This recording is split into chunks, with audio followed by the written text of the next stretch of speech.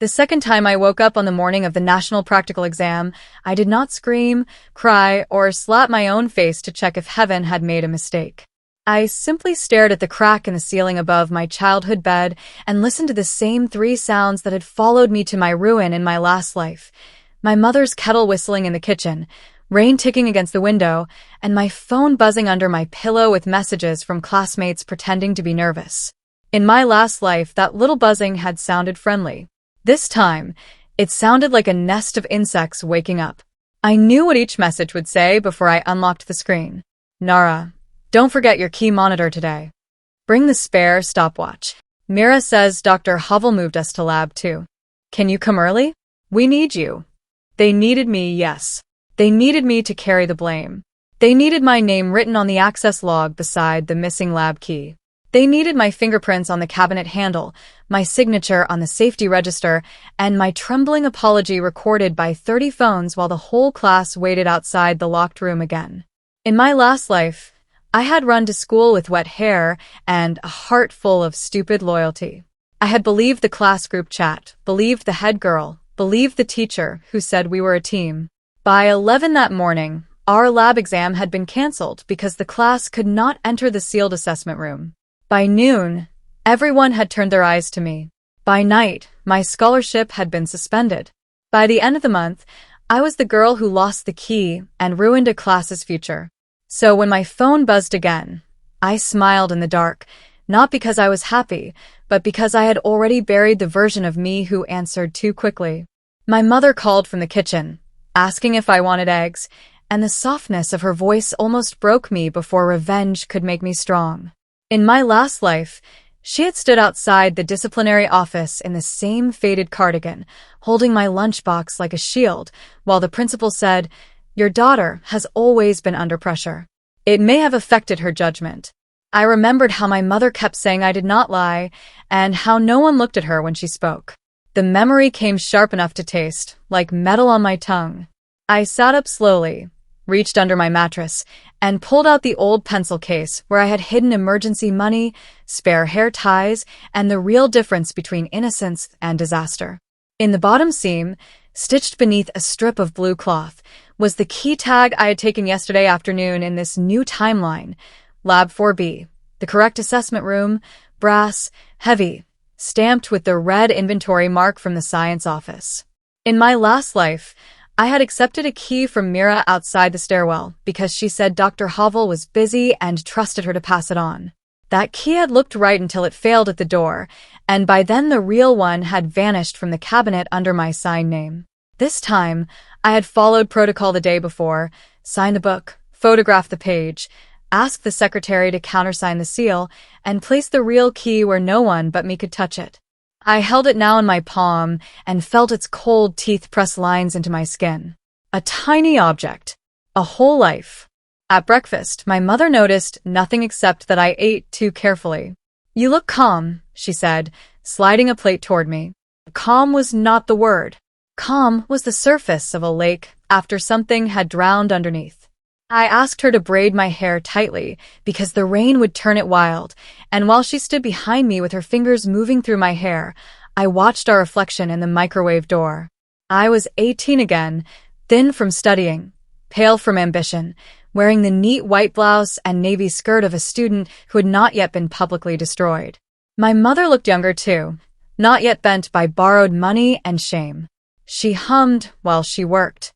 I almost turned around and told her everything, that I had lived this day once before, that people with sweet voices could ruin you more efficiently than enemies, that by dinner I would either save us or become a ghost wearing my own skin.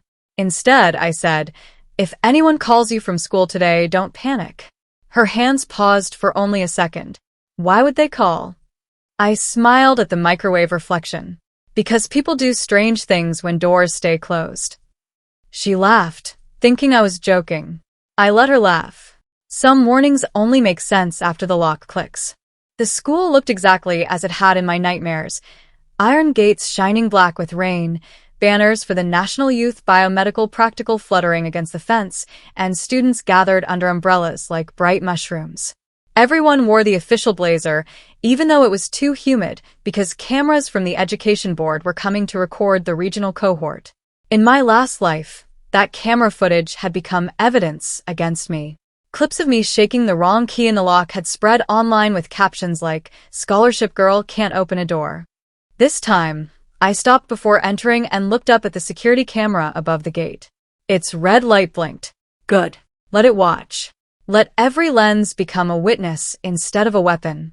I kept my backpack on my front, one hand resting over the inner pocket where the real key slept inside a cloth pouch.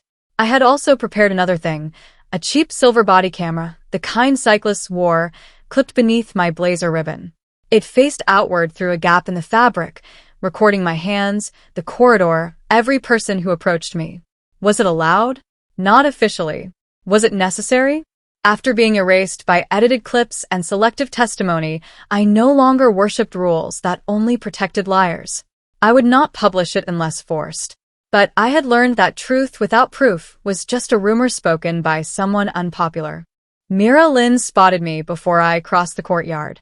She always looked like she had been arranged by a committee. Glossy hair pinned with a pearl clip, rain never touching her sleeves, mouth shaped into an expression of concern that teachers mistook for leadership.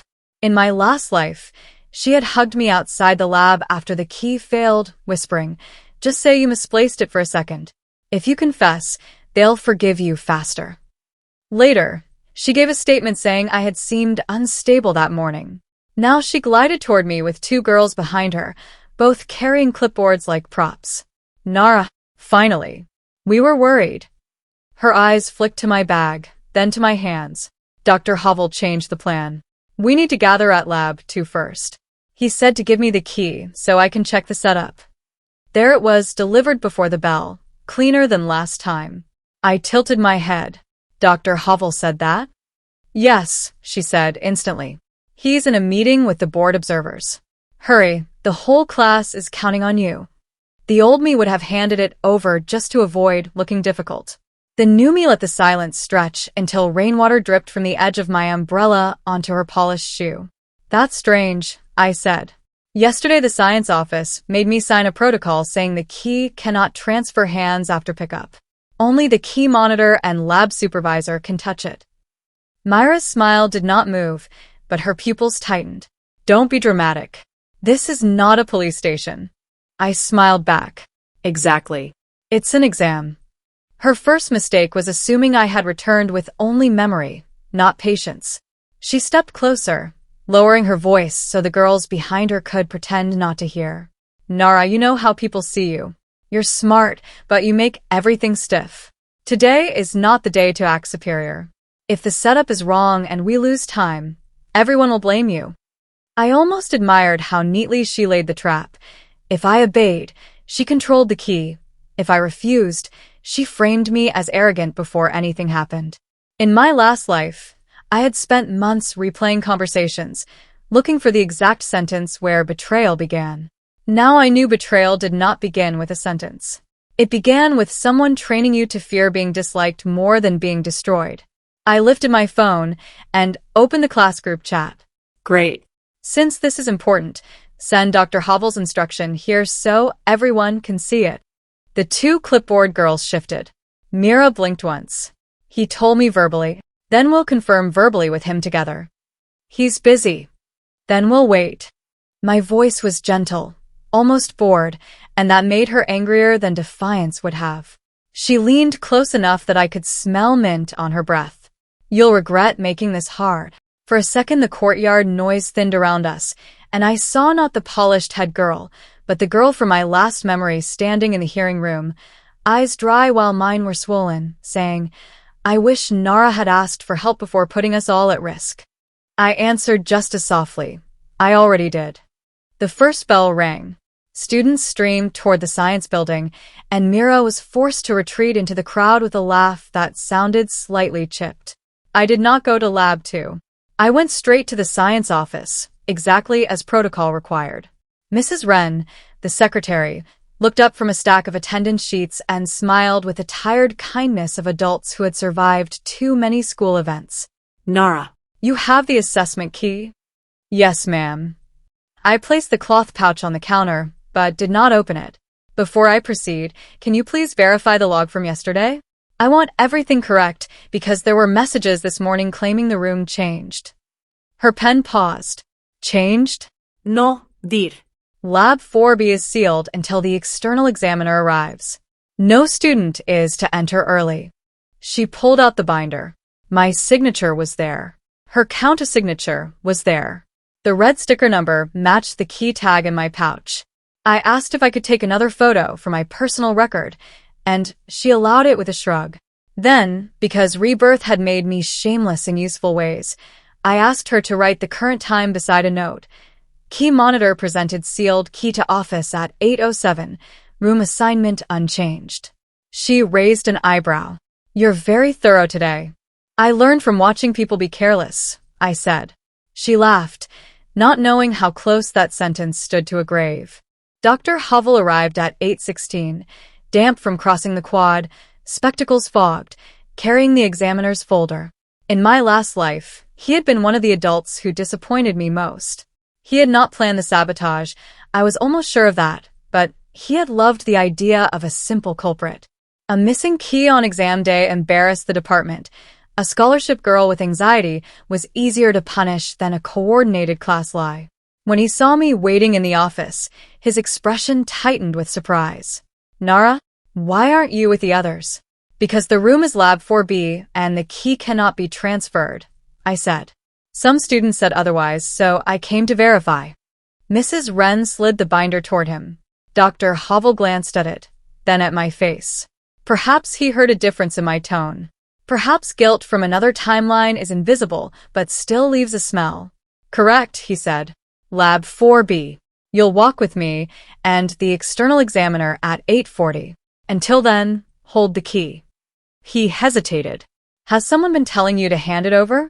The old me would have protected the class from trouble before they pushed me under it. The new me looked directly at him. Yes. He waited for a name. I did not give it yet. Names too early become drama. Evidence first. I'll explain once everyone is present. At 8:30, the whole class was not at Lab 4B. They were outside Lab 2, exactly where Mira had gathered them, exactly where she wanted the first scene staged. I knew because my phone kept buzzing with messages. Where are you? The door is locked. Mira says you have the key. Stop being selfish. Dr. Hovell is going to be furious. The irony was so perfect it almost felt written by a cruel god with a sense of humor.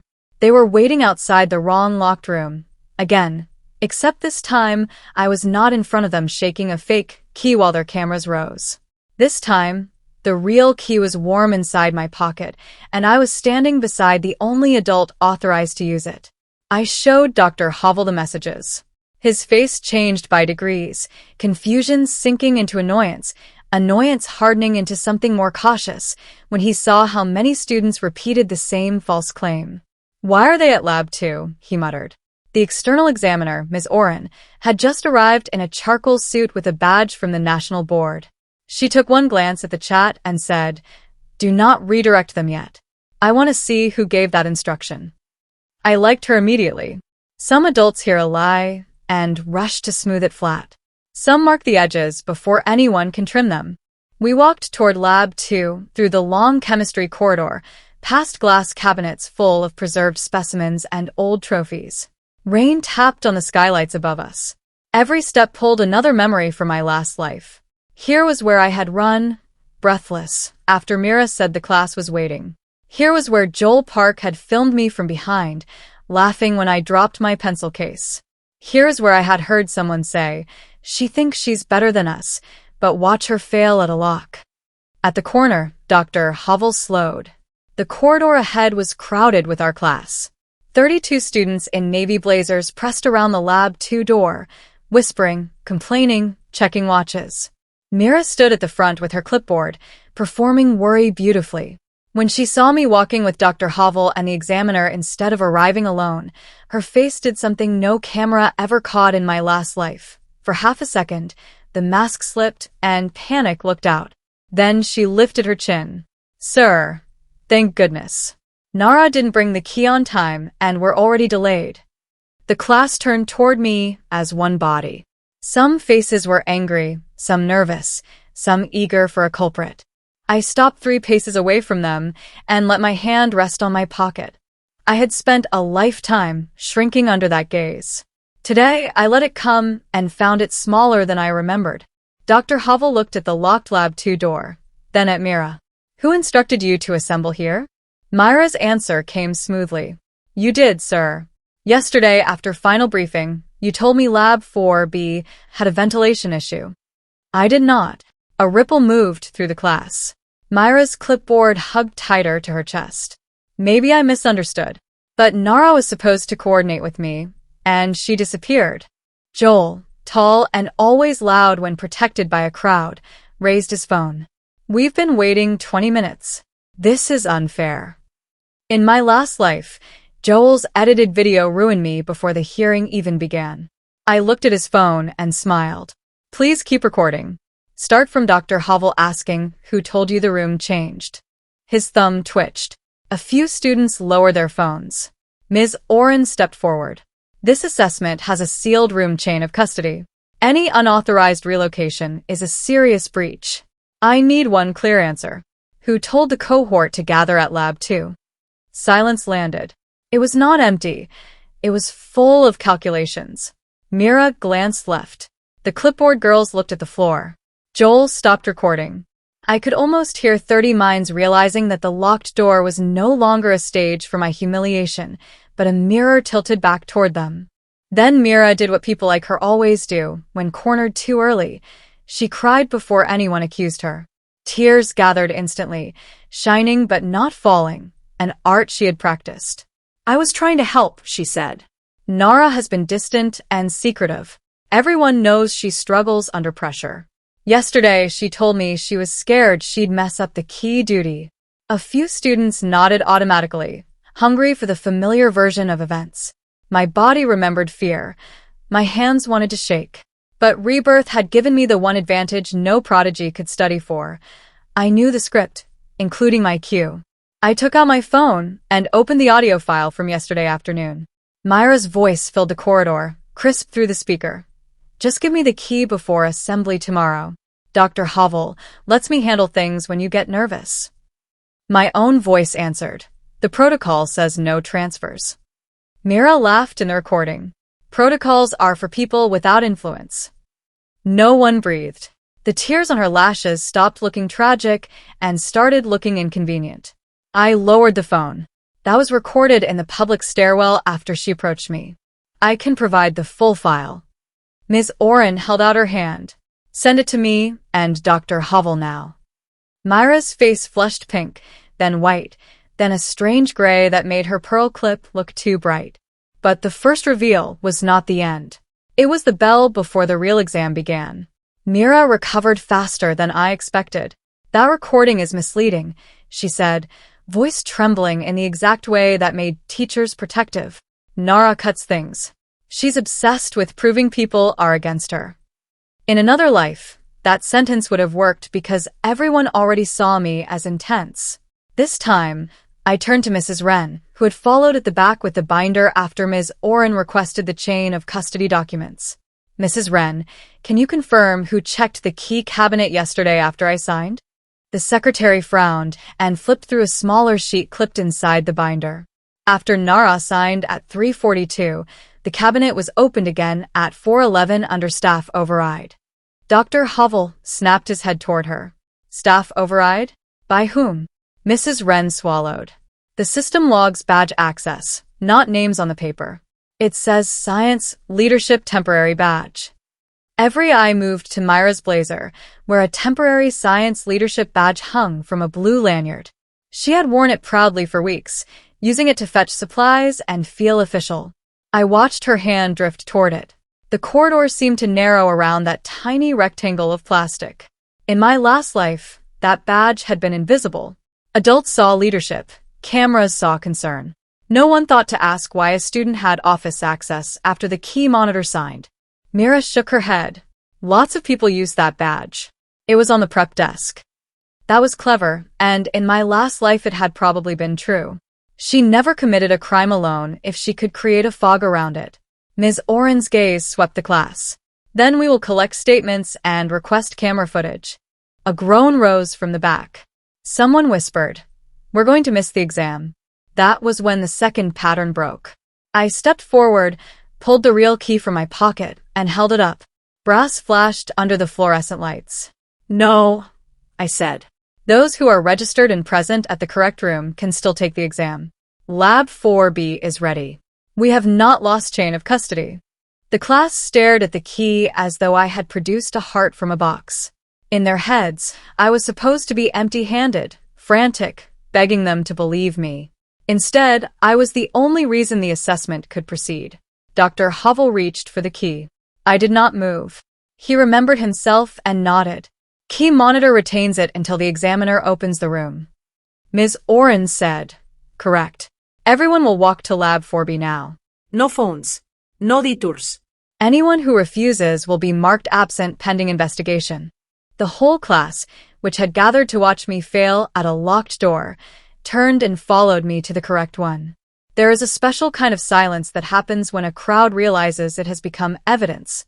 Shoes squeaked on the polished floor. Blazers brushed against lockers. No one joked. No one asked me to hurry. I walked beside Ms. Oren with Dr. Hovell half a step behind, while Mira followed somewhere in the middle, stripped of her front row position by the simple fact that nobody wanted to be too close to her anymore. I did not look back often. I had already learned that looking back gives people permission to perform for you. But at the stairwell landing, I caught sight of Leah, one of the girls who had once called me selfish in the group chat and later cried at my hearing about lost opportunities. She looked frightened now, not guilty yet, just frightened that the story had changed genres without warning. Good. Fear was not justice, but it was a door. Lab 4B waited at the end of the east corridor behind a strip of red ceiling tape. The sign read, "Regional Biomedical Practical Assessment. Authorized entry only." In my last life, I never reached that door until it was too late, and when I did, the seal was broken and the key missing. This time, the tape was intact. Ms. Oren inspected it, photographed it, and nodded to me. "Open it." My hand did not shake when I inserted the key. That surprised me. I had imagined trembling, tears, some cinematic thunderclap. Instead, the teeth slid in smoothly, turned once, and the lock clicked open with a clean mechanical certainty that felt more intimate than applause. Behind me, someone exhaled. I pushed the door inward. Lab 4B smelled of disinfectant, agar plates, and cold metal. Workstations were arranged in 8 islands with covered trays. Microscopes waited beneath plastic dust covers. A digital clock above the fume hood showed 8:52. We were still 8 minutes early. The entire class had waited outside the wrong locked room and still arrived before the assessment began, which meant every complaint, every accusation, every staged panic had no practical excuse left to hide behind. Ms. Oren collected phones in numbered pouches. Dr. Hovell assigned benches. I walked to Station 3 because my name was on the roster there. Myra's station should have been beside mine, as it was in my last life, giving her room to whisper, bump, distract, and later claim I had contaminated her sample. But Ms. Oren looked at the roster, looked at the corridor incident report forming in her mind, and moved Mira to Station 8 under direct supervision. Myra's stool scraped the floor like a warning. The exam began with a pipette calibration task, then bacterial growth analysis, then a timed enzyme reaction. In my last life, I barely remembered the practical itself because it never happened. My entire memory was a locked door and a crowd. This time, the science felt almost beautiful. My hands knew the motions. Rinse tip, draw to first stop, avoid bubbles, dispense against the tube wall, record the meniscus, breathe. Around me, students who had spent the morning sharpening blame now had to perform actual competence. That was another revenge I had not expected. When drama is removed, people must meet the work. Joel spilled buffer in the first 10 minutes and looked around for someone to laugh with, but nobody lifted their head. Leah mislabeled Tube C, caught it, and went pale. Mira worked quickly at Station 8, too quickly. I could feel her anger like heat through the room. Twice she glanced at me, and twice Ms. Oren wrote something on her clipboard. The practical was supposed to be silent, but silence can be full of weapons. Mine was focus. Theirs was fear. At 9:37, while I was measuring absorbance values, the lights flickered once. Everyone looked up. Dr. Havel said, "Continue." Mira dropped a glass stir rod, and the sharp sound cracked across the room. No one moved to help her. At 10:05, the second trap appeared. I had been expecting it, though not in that exact form. In my last life, after the key disaster, a rumor spread that I had also tampered with Myra's enzyme sample to distract from my mistake. It was absurd, but absurd things become believable when attached to someone already condemned. This time, with the key trap failing, she needed a new story. I saw it happen in the reflection of the incubator door. Myra's hand slipped into her blazer pocket, then emerged with a small vial capped in yellow. She waited until Ms. Oren turned to check Joel's bench. Then she leaned toward Leah's station, whispering something. Leah froze. The vial moved under a worksheet, sliding like a tiny snake. I did not shout. Shouting makes you sound guilty even when you are saving yourself. I raised my hand. Examiner, contamination risk at Station 6. Leah's head snapped toward me. Myra's eyes widened with pure hatred before she remembered to look innocent. Ms. Oren crossed the room. Nobody touch anything. Dr. Havel sealed the vial in a specimen bag. Leah started crying for real, messy and helpless. Mira told me to put it near Nara's tray, she said before anyone asked. The words fell out of her like vomit. The room changed temperature. There are betrayals people will perform in a group that they cannot survive performing alone. Leah had reached the edge of hers. Mira stood so fast her stool tipped backward. She's lying. Ms. Oren said, "Sit down." No, this is insane. Nara planned this. She's been recording people. She probably brought that vial herself. Sit down. The second time, Ms. Oren's voice carried the calm of someone who had removed students from labs before. Mira sat, but her hands gripped the bench until her knuckles whitened. Leah sobbed into her sleeve. Joel looked like he wished he could become furniture.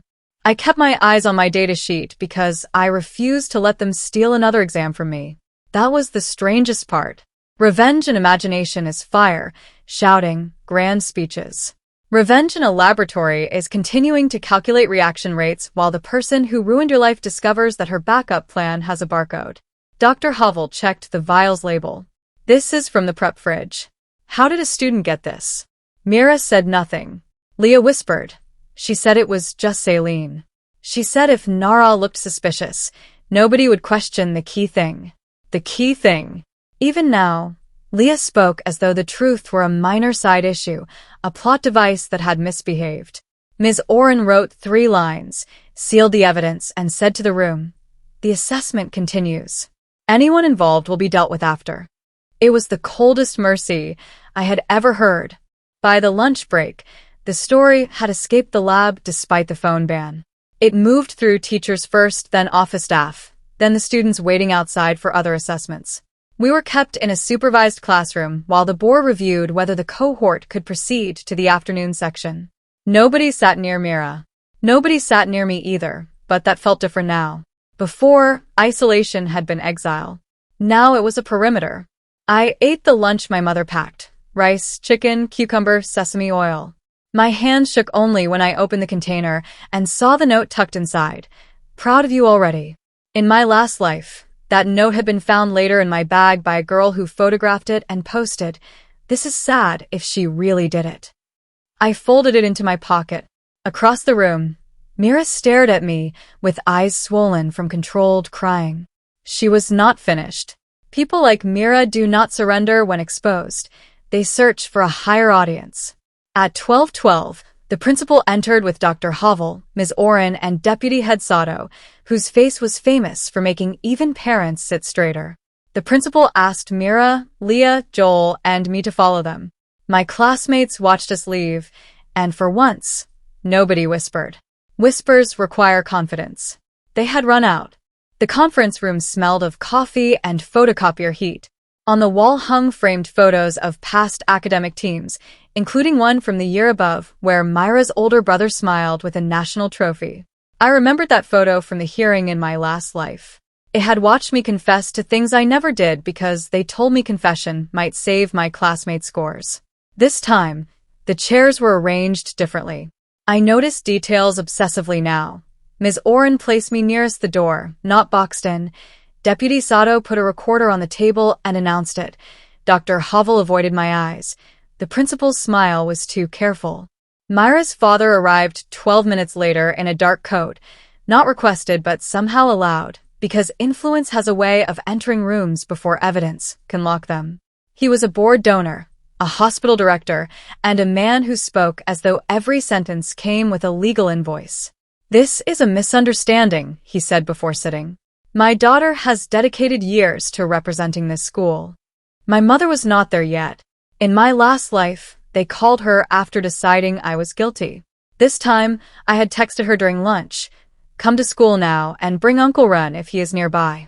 Uncle Ren was not my uncle by blood, but my mother's cousin, a retired court clerk with a face like a closed file. Rebirth had taught me to invite witnesses before the powerful arrived. Myra's father began with concern. He said words like stress, miscommunication, youthful competition, and privacy violation. When he mentioned privacy, his eyes rested on me. Recording classmates without consent is a serious matter. I looked at Ms. Oren. She looked back, unreadable. The principal cleared his throat. "Nara, did you record Mira yesterday?" "Yes," I said. Myra's father leaned back, satisfied too soon. I continued, after she repeatedly asked me to violate assessment security protocol in a public school stairwell. I recorded because she had already made false verbal claims about Dr. Havel changing instructions. I did not distribute the file. I submitted it only when relevant to an official investigation. Uncle Run would later tell me that truth should be delivered in complete sentences because incomplete ones leave gaps for rich men to rent. Myra's father smiled thinly.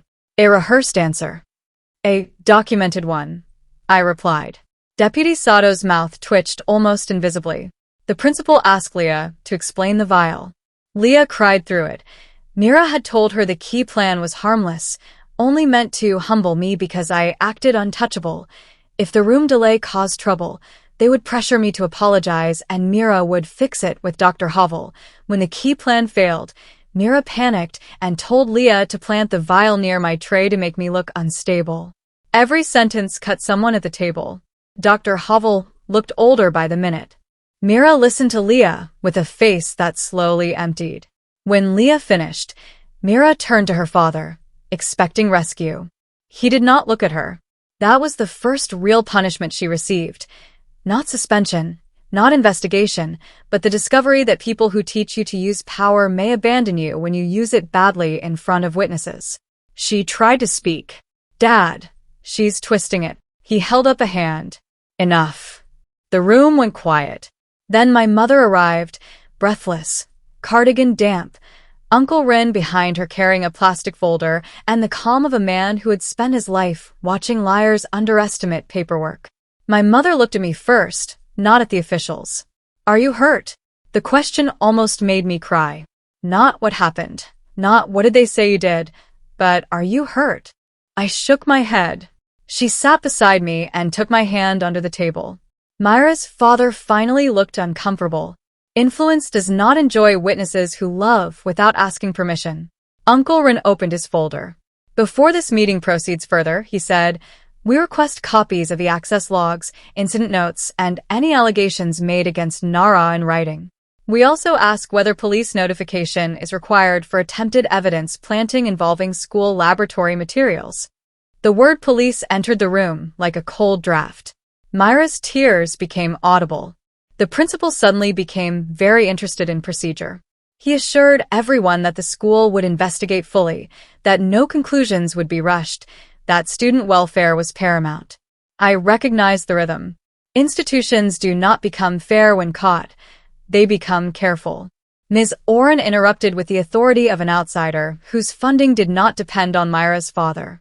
For the board's purposes, chain of custody for Lab 4B was preserved by Nara.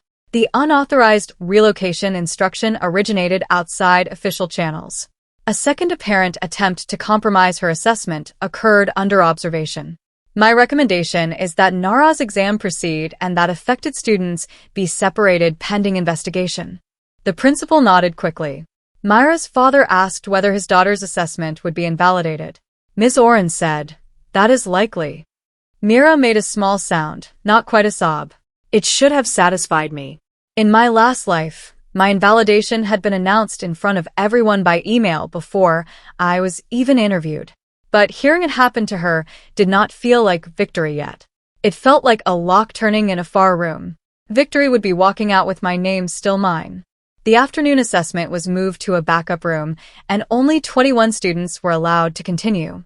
11 were separated for statements because their messages showed they had knowingly followed Myra's unauthorized plan or helped pressure me to hand over the key.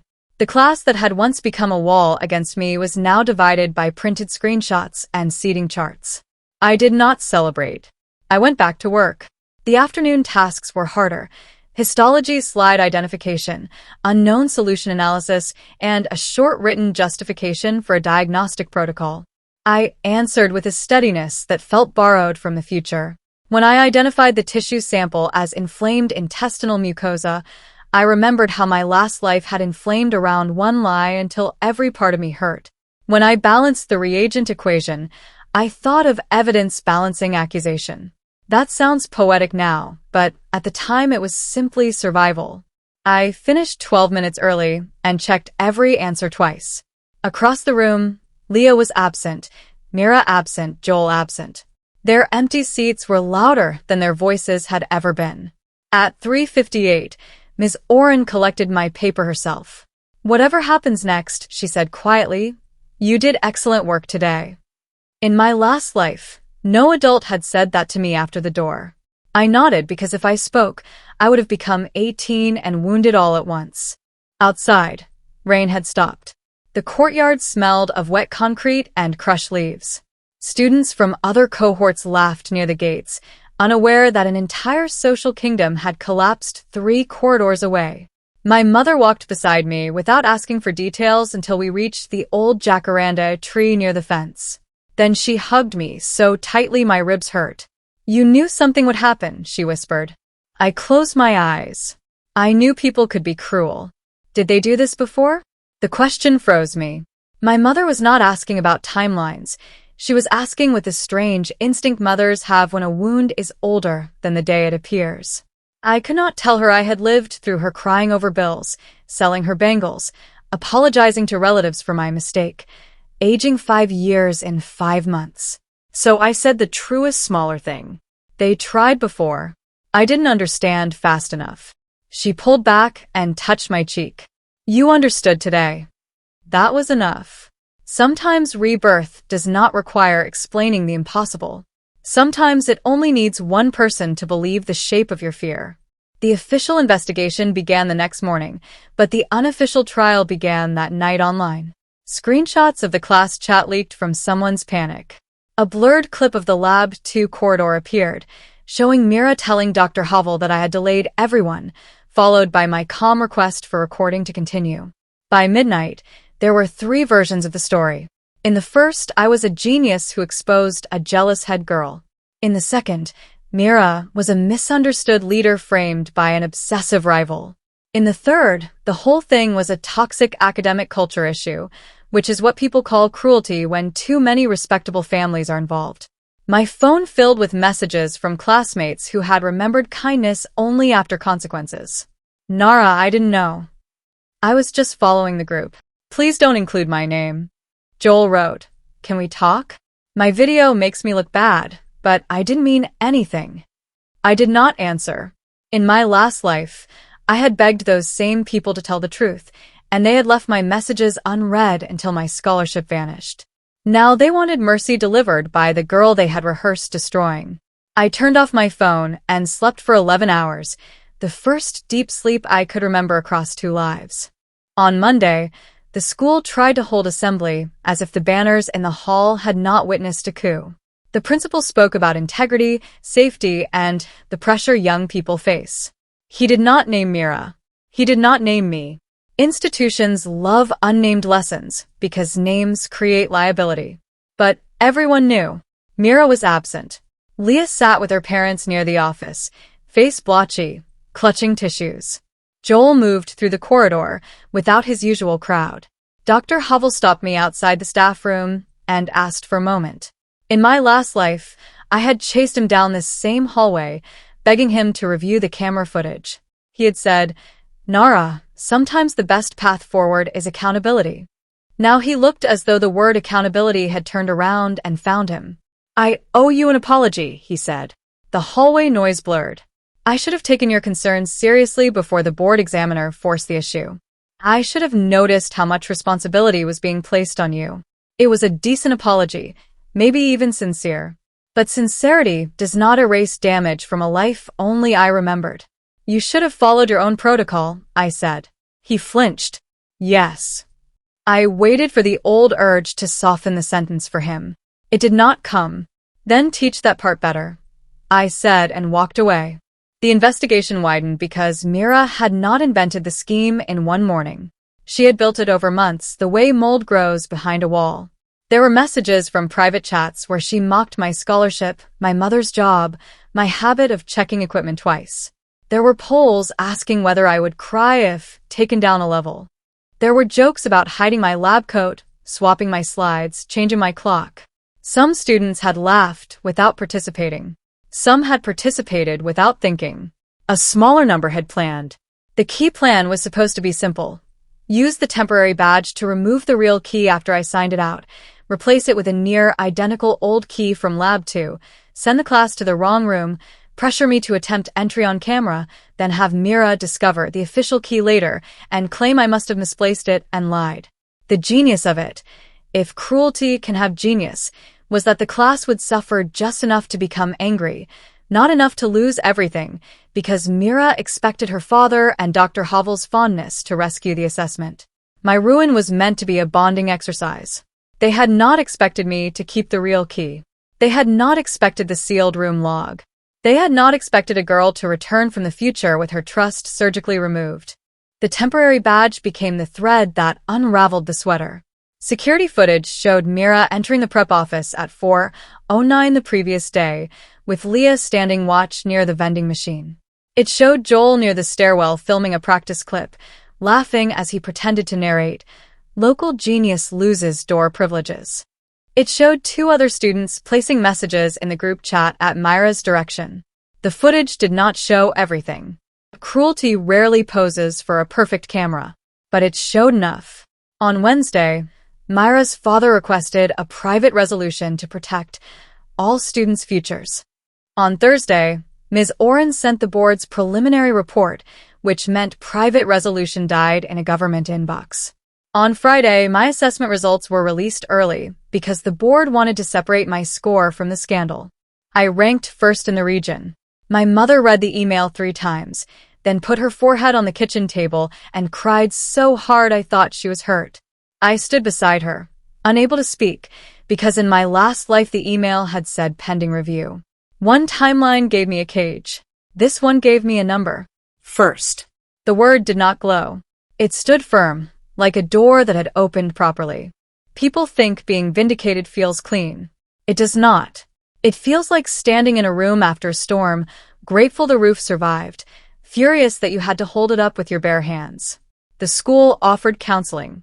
Classmates offered apologies. Parents offered fruit baskets, which my mother accepted because she believed waste was immoral even when the sender had raised a coward. Leah wrote me a 6-page letter. I read it once. She said Mira made everyone feel chosen, then afraid of being unchosen. She said she knew the joke had gone too far but thought I would only be embarrassed for a day. She said when I raised my hand about the vial, she saw my face and realized I had been waiting for them to become exactly who they were. That line stayed with me longer than I wanted. Was that what revenge had made me? Someone who waited for others to rot in public? Maybe. Or maybe I had simply stopped covering the smell. I did not forgive Leah. I also did not ask for her expulsion. The investigation did what it did, without my performance. That was another freedom. Justice did not need me to scream until my throat tore. It only needed me not to lie for my enemies. Mira returned to school 2 weeks later for a formal disciplinary meeting, not classes. Rumor said her father had hired a lawyer, then fired him, then hired a quieter one.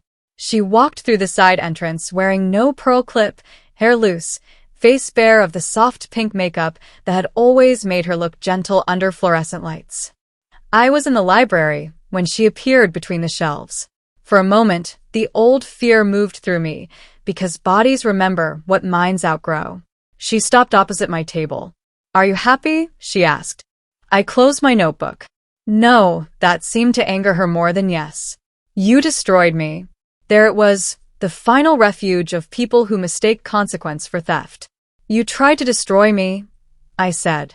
I kept a key. Her eyes shone, but not with staged tears now.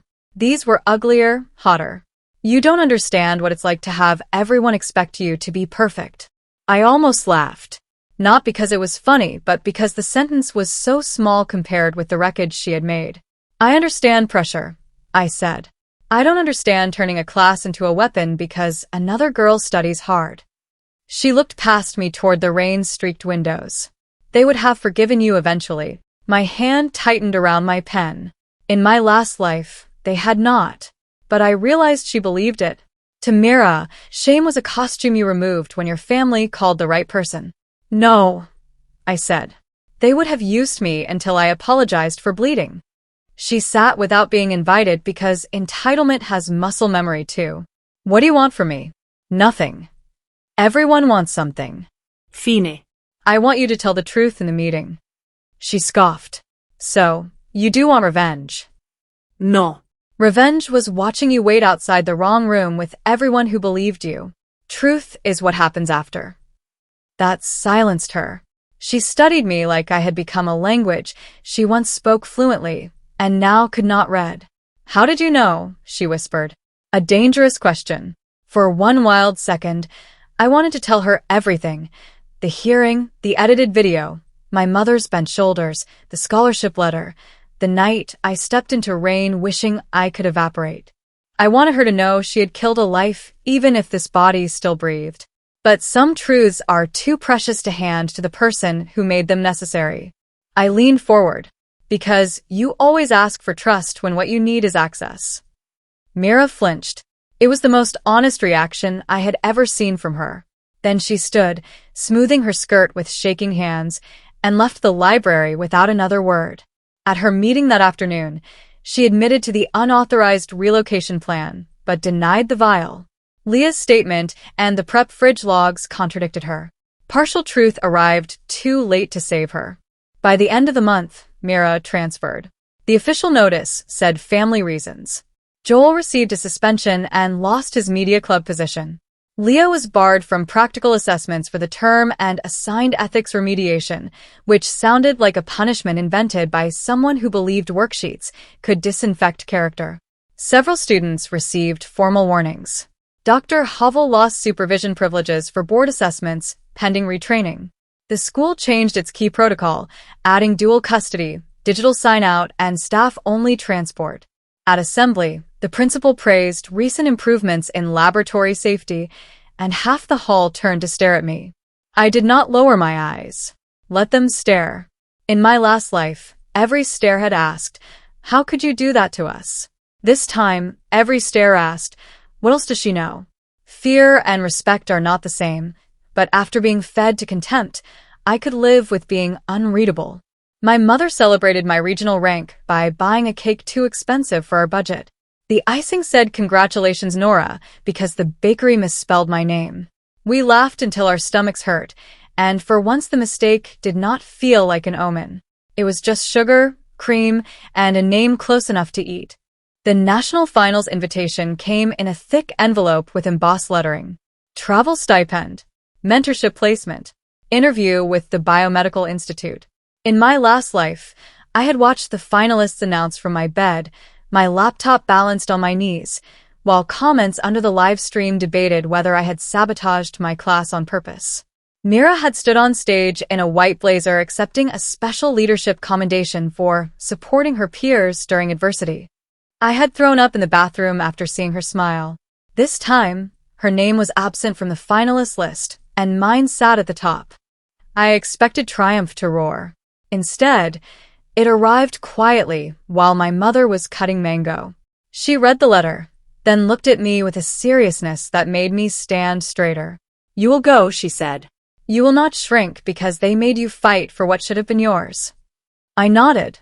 She pointed the mango knife at me. "And you will buy a proper suitcase.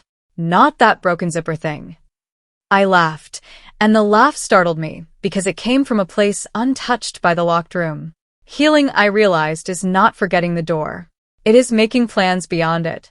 Nationals were held in the capital at a university research center with glass walls and elevators that required visitor badges. I traveled with Ms. Oren as board chaperone instead of Dr. Havel. The train ride took 4 hours. Fields blurred into suburbs, suburbs into office towers, and every reflection in the window showed me a girl who looked calm because she had no more energy to look haunted. Ms. Oren reviewed the schedule with me. Orientation, written exam, practical rotation, panel interview. "There may be questions about the incident," she said. "You are not required to discuss details beyond official findings." "Will they think I'm trouble?" I asked before pride could stop me. She folded the schedule. "Good institutions are not afraid of students who document breaches. Bad ones are. Learn the difference early." That sentence became one of the hinges of my second life. At the research center, finalists from other regions introduced themselves with nervous smiles and clean histories. None of them knew me except through rumors, but rumors travel faster than trains. A girl named Sumi whispered, "Are you the key girl?" I looked at her. She blushed. Saudi. That sounded awful. I said, "I prefer finalist." She laughed, and just like that, a new door opened without a lock in sight. The practical final was nothing like the regional exam. No school politics, no familiar enemies, no corridors where my past waited. We rotated through simulated diagnostic stations under the eyes of researchers who cared more about controls than popularity. I made one mistake at the hematology station, caught it, corrected it, and wrote the correction transparently in my notes. The assessor nodded as though honesty were not a confession but a method. Imagine that. During lunch, finalists traded snacks and complained about the statistics section. Sumi shared dried plums. A boy from the western region showed us a picture of his cat wearing a cone. I sat among them, laughing at ordinary things, and felt a grief so sudden I had to look away. This was what they had stolen from me last time. Not only scholarships and reputation, but the simple experience of being a young woman among peers without scanning every hand for knives. That evening, in the hotel bathroom, I gripped the sink and cried silently for the girl who never reached this room. I did not cry because I was weak. I cried because survival had been expensive and someone needed to count the cost even if the universe would not. The panel interview took place the next morning in a room overlooking the city. 3 judges sat behind tablets. One was a professor of pathology, one a hospital ethics director, and one a biotech founder with silver hair and impatient eyes. They asked why biomedical science mattered to me. In my last life, I would have given the polished answer. Early diagnosis, patient outcomes, innovation. This time, I said, because systems fail when people treat procedure as decoration. In a lab, a mislabeled tube can harm a patient. In a school, a mishandled key can become a false narrative. I want to work where evidence protects people who do not have power. The ethics director looked up sharply. The founder stopped tapping her pen. The pathology professor asked, "Are you referring to your recent school incident?" "Partly," I said. "But I'm also referring to every place where documentation is treated as annoying until someone needs it to survive." They asked what I would do if a superior told me to ignore a minor protocol breach. I almost smiled. I would ask for the instruction in writing. The founder laughed once, not mockingly. "That may make you unpopular." Then I would try to be useful enough that popularity becomes optional. It was not the answer I had prepared. It was the answer Rebirth had carved into me. I did not win first at nationals. I placed second. In my first life, second would have tasted like failure because I had been trained to believe only perfection protected me. In my second place came with a medal, a research internship, and Sumi throwing her arms around me so hard my badge flipped backward. The winner, a quiet boy named Armin who could identify blood disorders from slides like he had been born under a microscope, cried on stage. I clapped until my palms stung. When my name was called, I walked into the lights and accepted the medal without searching the audience for enemies. Ms. Oren took a photo. For my mother. Later, in the lobby, my phone buzzed with a message from an unknown number. For a second, the old dread returned. The message was from Leah. I saw the live stream. Congratulations. I am sorry. I know that doesn't fix anything. I stared at it for a long time. Then I typed. It doesn't. But I hope you become someone who never needs a group chat to know right from wrong. I almost deleted it for sounding too harsh, then sent it. Mercy did not have to be soft to be real. When I returned to school for the final term, everything had shifted and nothing had. The lockers were still dented. The cafeteria still overcooked noodles. The class still split into clusters that pretended not to form around guilt. But teachers greeted me differently. Younger students whispered medal when I passed. Dr. Havel kept professional distance, which I preferred. Leah tried to meet my eyes sometimes. I allowed it when I had the energy. Joel avoided me so dramatically that even I found it childish. Mira existed as absence, a blank seat, a deleted profile picture, a name teachers skipped too quickly. One afternoon, I found a small envelope in my locker with no signature. Inside was the pearl clip she used to wear and a note. You kept the key, but you don't know what you unlocked. For a moment, my skin prickled. It sounded like a threat, or a confession, or the kind of melodrama Mira loved. I took the clip to the office without touching it directly and asked them to log it. Deputy Sato read the note, sighed, and said, "Some students struggle to leave the stage." "Then turn off the lights," I said. The envelope was added to her file. Nothing happened after. That was the power of procedure when used properly. It made drama boring. My final confrontation with Mira did not happen in a storm, a courtroom, or a lab. It happened months later at a train station vending machine, because life has terrible taste in scenery. I was on my way to the research internship orientation, wearing a blazer that finally fit and carrying the new suitcase my mother insisted on buying. Mira stood 2 machines away, thinner, hair cut to her chin, school uniform replaced by a private academy coat. For a moment, we pretended not to see each other. Then the machine swallowed her coins without dropping the water bottle, and she hit the glass with the heel of her hand. It was such a small, human frustration that I almost walked away. She saw me reflected in the vending machine and went still. "Of course," she said. "Of course you'd be here." "It's a train station," I replied. Her mouth twisted.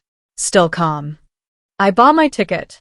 She said, "Everyone thinks you're some justice heroine now." "No, they don't. They do." I turned to face her. She looked less like a villain without an audience. Not kinder. Just smaller. "What do you want, Mira?" She stared at the trapped water bottle. "I want one person to admit you enjoyed it." The honesty of that startled me. Not apology. Not accusation. A demand that I confess to satisfaction, so she could make me ugly too. I considered lying. It would have been easy to say no. I took no pleasure. I only wanted truth. But Rebirth had made me allergic to performances, including my own. "Parts of it," I said. Her eyes snapped to mine. I enjoyed the moment the key opened the door. I enjoyed watching people stop believing you automatically. I enjoyed not being the one begging.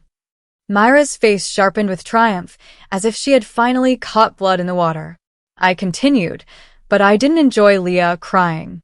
I didn't enjoy my mother being dragged into school. I didn't enjoy realizing how many classmates were willing to hurt me for entertainment. I didn't enjoy having to become someone who records stairwell conversations because truth alone is too fragile. So, if you want me to be ashamed that I felt relief when your plan failed, I'm not. The train announcement crackled overhead. Mira looked away first. "You think you're better than me?" "No," I said. "I think I made better choices when it mattered." "That's worse for you because it means you could have too." Her lips parted, but no answer came. My train arrived, wind pushing along the platform. I stepped on without looking back through the window. Some doors close gently. Some lock. Some open because you finally stop handing the key to people who smile while measuring your throat. The internship changed my life more quietly than the scandal did. I spent mornings labeling samples, afternoons shadowing researchers, evenings reading protocols until my eyes blurred. Nobody cared who had been popular at school. Nobody asked whether Mira had cried. In the lab, labels mattered, times mattered, signatures mattered, and the chain between action and consequence was not considered rude. My supervisor, Dr. Sun, was a woman with silver-streaked hair and a habit of asking, "What do you know and how do you know it?" at least 5 times a day. The first time she asked, I gave a textbook answer. The second time, a cautious one. By the third week, I understood she was not testing memory. She was training integrity. One afternoon, a courier delivered a sample batch with a temperature sticker slightly outside range. Another intern shrugged and said, "It's probably fine." My body went cold. Probably fine was the doorway to every disaster. I documented the variants, notified Dr. Sun, and quarantined the batch. It turned out the samples were compromised. The report praised my attention to protocol. I thought of Lab 4B, of the key in my palm, of a locked room full of covered trays waiting for someone to respect the rules. Nothing is wasted, not even pain, if you learn where to put it. Still, trauma has echoes. For months, whenever I reached a locked door, my pulse jumped. Lecture halls, storage rooms, bathrooms with stiff handles. My body did not care that the danger had passed. I began carrying keys on a bright red lanyard because hiding them made them feel cursed. My mother noticed and bought me a ridiculous keychain shaped like a smiling frog. For luck, she said. I told her frogs had nothing to do with locks. She said, "This one does." So I carried it. At school, students eventually found new scandals. A sports captain cheated on a fitness test. A teacher accidentally sent a staff email to the whole year. Exams came, rankings came, graduation approached. Time, which had once circled one terrible morning like a vulture, began moving forward again. I applied for biomedical science programs, then medical pathways, then scholarships that asked me to describe a challenge I had overcome. I wrote about documentation, resilience, and ethical responsibility. I did not write about dying inside a life and waking in another. Some stories are true, but not useful on application forms. Graduation day arrived bright and windy. My mother wore the blue dress she saved for weddings and important ceremonies. Uncle Rin came with a camera around his neck, taking photos of everything except me whenever I looked ready. The hall was decorated with white flowers and gold ribbons. Our class lined up alphabetically backstage, and the space where Mira would have stood remained filled by a transfer student who smelled of vanilla lotion and knew only the cleaned version of our history. Leah stood 3 places behind me. Before we walked out, she touched my sleeve. I turned. She looked steadier now, though sadness had changed her face. "I won't ask you to forgive me," she said. "I just wanted to say I told the truth in my final statement. All of it, even the parts they didn't ask for." I studied her. In my last life, I had dreamed of someone doing exactly that. The dream had arrived late, in a different world, unable to save the girl who needed it then. But it was still something. "Good," I said. "Keep doing that when it costs more."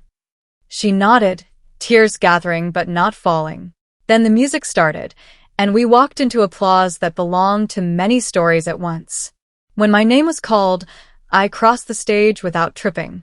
The principal shook my hand with the solemn respect of a man who had learned to fear documents. "Congratulations, Nara," he said. My mother cheered too loudly from the second row. People laughed kindly. I accepted the certificate, turned toward the camera, and for a heartbeat I saw another version of the hall. Me absent, Mira glowing, my mother at home pretending not to cry. Then the vision passed. I was here. My name was printed correctly. My record was clean. My future was not a locked room. After the ceremony, Dr. Havel approached with a small envelope. "A recommendation letter," he said. "You don't have to use it." That was wiser than asking forgiveness again. I accepted it. Later, I read it in the car. He had written that I demonstrated exceptional scientific discipline under pressure, protected assessment integrity, and showed courage in adhering to protocol despite peer coercion. My mother asked why I was laughing. I said, because adults use very fancy words when they mean she didn't hand over the key. Uncle Rin said, fancy words pay better.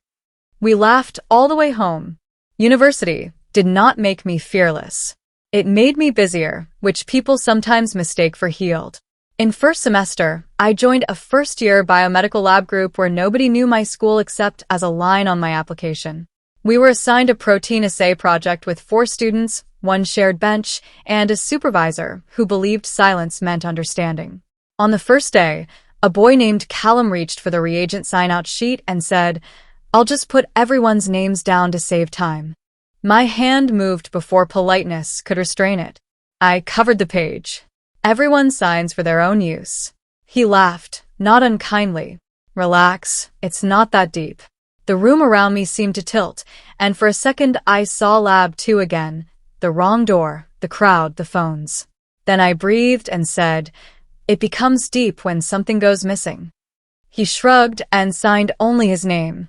Later, when one of the control tubes was misplaced, the supervisor traced the handling list in 30 seconds and fixed the issue, without blame spreading like spilled dye. Callum found me afterward and said, awkwardly, "You were right about the sheet." I did not say I know. I said, "That's why sheets exist." The group project became my first chance to practice trust without becoming foolish. My teammates were not Mira, which should have been obvious, but trauma is a poor scientist. It generalizes from insufficient data. Sumi, who had enrolled at the same university, noticed me checking the freezer log 3 times and bumped my shoulder with hers. "You can let other people hold things sometimes," she said. I stiffened. She lifted both hands. "Not keys. Never keys. I'm talking about lunch." She had been carrying my lunch container because my backpack zipper broke on the bus, and I had still asked twice whether it was with her. We laughed, and the laugh loosened something small. Slowly, I learned the difference between control and care. Control said nobody touches anything, because everyone might betray you. Care said the right people will respect the reason you ask for caution. When Sumi borrowed my notes, she returned them with sticky tabs. When Callum made a mistake, he reported it before anyone noticed. When our supervisor changed a protocol, she sent the update in writing before the lab. None of this erased Mira, but it gave my nervous system new evidence. Not every room was a trap. Not every closed door was waiting for my fingerprints. Near the end of that semester, our ethics lecturer assigned a case study about falsified lab access logs. The room groaned because everyone thought ethics was common sense dressed in boring slides. I sat very still. The case involved a junior technician blamed for a missing specimen after a senior researcher borrowed credentials to enter cold storage. The technician had no proof, only a memory of feeling pressured. The lecturer asked what should have protected them. Hands went up with predictable answers. Cameras, passwords, supervisor checks. I raised mine last. A culture where refusing an improper request doesn't make the junior person look disloyal. The lecturer paused. Explain. So I did, carefully without turning my life into entertainment. I said systems fail when people treat compliance as personality rather than protection. I said the most dangerous sentence in a lab is not always "I made a mistake." Sometimes it is "Don't make this difficult." By the time I finished, the room was quiet in a way I recognized, not the guilty silence of Lab 2, but the thoughtful kind that arrives when people realize rules have bodies behind them. After class, 2 students asked for my notes. One asked whether I had worked in a lab before university. I smiled. Something like that. My mother kept the misspelled cake photo on our fridge until the paper curled at the edges. Whenever relatives visited, she pointed at it before the national medal, before the internship certificate, before any official proof. "This is from the day we laughed," she would say, as though that were the achievement. At first it embarrassed me. Then I understood. The scandal had given us documents. The cake had given us our house back. For months in my first life, our home had become a place where every phone call might be bad news. Every knock might be another demand. Every meal tasted of worry. In this life, after the key turned and the truth held, laughter returned cautiously, like an animal sniffing at an open door. We celebrated small things with unreasonable seriousness, a scholarship payment arriving, my first clean lab coat, my mother fixing the washing machine by kicking it exactly once. The world had not become fair.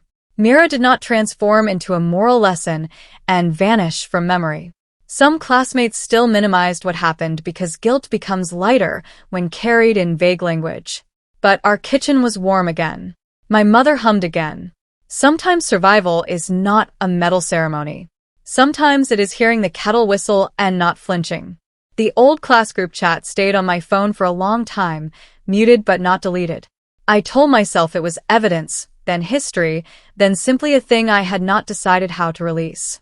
One night during university exams, when rain pressed against the window and my desk was buried under flashcards, I opened it. The messages from that morning were still there like insects trapped in amber. Where are you? Stop being selfish. Mira says you have the key. The door is locked. I scrolled until I reached my own silence, the blank spaces where the old me would have pleaded. Then I selected the chat, exported the records to the folder where all official evidence lived, and deleted it from my phone. The screen asked if I was sure. I almost laughed. Certainty had cost me a lifetime. I pressed delete. Nothing dramatic happened. No burst of light. No sudden peace. But my phone felt lighter in my hand, and when it buzzed a minute later with a message from Sumi asking if I wanted late-night noodles, I answered without fear. The past can stay archived. It does not need to sit in your pocket forever. Years later, when people asked why I became so strict about lab access, I told them the simple version. I told them a locked room incident in school taught me that trust is not a substitute for systems. I told them keys are not just objects. They are responsibilities made metal. I told them every protocol exists because someone once suffered without it. I did not tell them about rebirth unless I was alone, usually late at night, when rain tapped the window with the exact rhythm of that first morning. Then I would take the old Lab 4B key from the small box where I kept it. Yes, I still had it. Officially, it had been replaced after the investigation, logged as compromised, and returned to me years later by Deputy Sato with a note that said, "You earned the right to decide what this means." I kept it not as a trophy, but as a reminder. The key was ugly, scratched, ordinary. That was the lesson. The thing that saves you may not look dramatic. It may be a record, a timestamp, a refusal, a sentence spoken calmly in a corridor full of people waiting for you to panic. And if you are wondering whether I ever wished I had exposed Mira sooner, before the wrong room, before Leah's vial, before the class marched behind me with their shame squeaking on the floor, the answer is complicated. The kind answer is yes. The honest answer is no. I needed them to show themselves where the cameras could see.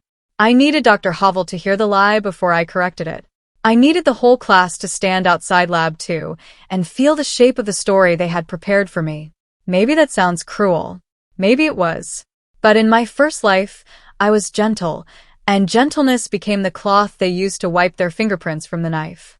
In my second, I kept the real lab key.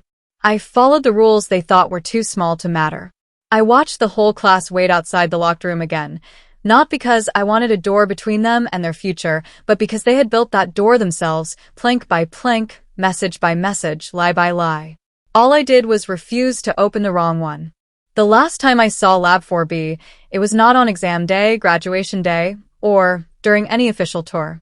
I went back alone during the winter break before university, after asking Mrs. Wren for permission and signing the visitor log because some habits become vows. The school was nearly empty. Afternoon sun slanted through the corridor windows, turning dust into gold. Lab 2's door stood open, chairs stacked inside, harmless as any ordinary room. I paused there for a moment, remembering 32 students clustered outside it, waiting for my downfall and finding their own reflection instead. Then I walked to Lab 4B. The old red assessment sign was gone. The lock had been changed. I did not have a key anymore, not to that door, not physically. Mrs. Wren opened it for me and left me alone. The benches were clean, the microscopes covered. A faint chemical smell lingered, sharp and familiar. I stood in the center of the room and let the quiet settle over my shoulders. In one life, I never entered in time. In another, I opened it with everyone watching.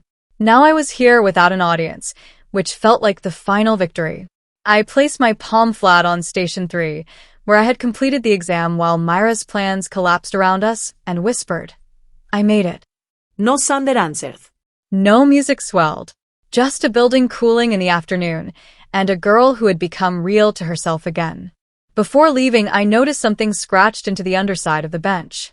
At first, I thought it was random damage, but when I crouched, I saw words carved lightly into the wood.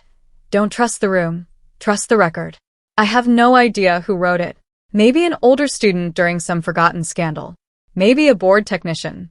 Maybe the universe has a terrible sense of timing and a fondness for graffiti. I laughed so suddenly that it echoed. Then I took a photo, not as evidence, not for defense, but because some messages deserve to be remembered without being used in court. On my way out, Mrs. Wren asked if I was all right. I said yes and meant it. Outside, the winter air bit my cheeks. My mother was waiting by the gate, waving from the car with the heater running. The world looked ordinary.